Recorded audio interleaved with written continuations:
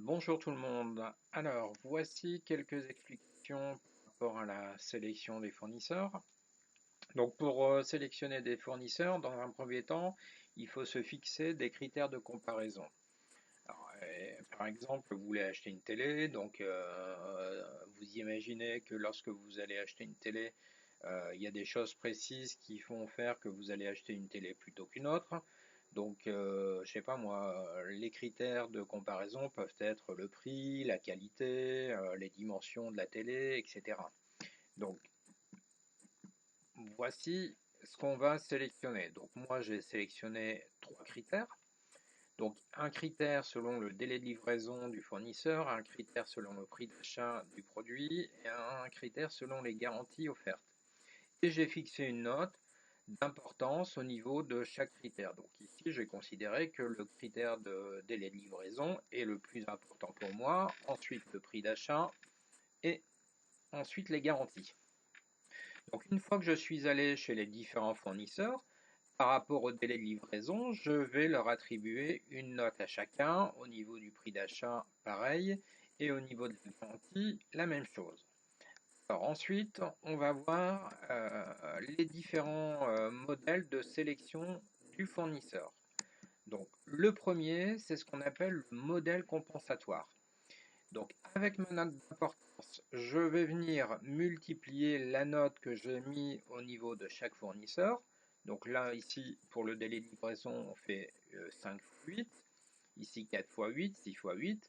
Et la même chose pour chaque critère avec chaque note d'importance obtenue. Une fois que nous avons fait tout ça, nous allons faire le total qu'a obtenu chaque fournisseur.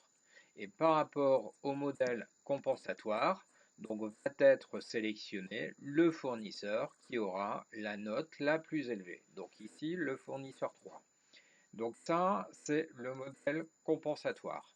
Nous allons voir qu'il y a d'autres modèles de sélection de ce fournisseur.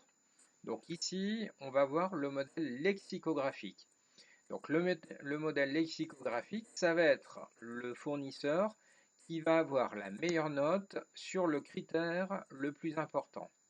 Donc ici, j'ai mes critères, j'ai ma note d'importance, donc je vais regarder quel est le critère qui a la note d'importance le plus élevée. Donc là, en l'occurrence, c'est le délai de livraison. Et donc sur le délai de livraison, je vais aller regarder le fournisseur qui a obtenu la note la plus élevée.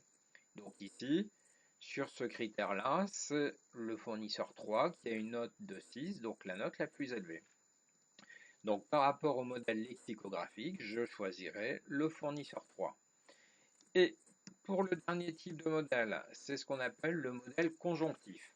Donc je vais me fixer une note minimale sous lequel le fournisseur n'a pas le droit d'aller.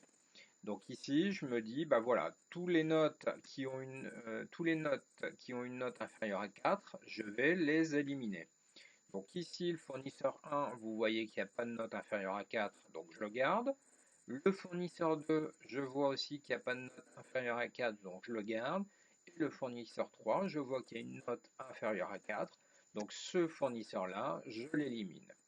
Donc voici un petit peu comment fonctionnent les modèles de sélection par rapport au modèle compensatoire, au modèle lexicographique, au modèle disjonctif. Donc on prend en compte la note d'importance. Une deuxième possibilité, au lieu d'avoir ici ma note d'importance, je peux avoir ce qu'on appelle un poids de pondération. Donc comme tout à l'heure, au lieu d'aller multiplier cette note d'importance par la note obtenue du fournisseur, j'irai multiplier ce poids de pondération par rapport à la note obtenue. Et je ferai la même chose par rapport à la note la plus élevée, etc. Donc je vous propose maintenant de résoudre l'exercice pour voir si vous avez compris. Et je vous souhaite bon courage.